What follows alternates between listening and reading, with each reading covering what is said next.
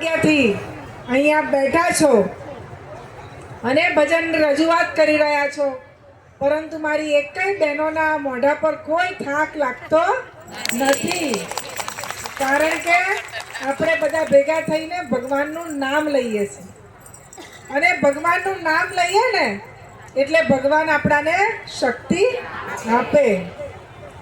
ખરેખર આપ બધાના લીધે જ આપણી હિન્દુ સંસ્કૃતિ અને આપણા સનાતન ધર્મની રક્ષા થઈ રહી છે.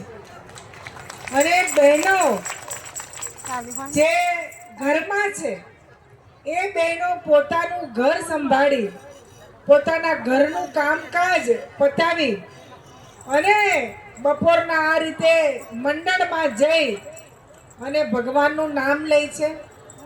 એના જ લીધે આ દેશની રક્ષા થઈ રહી છે.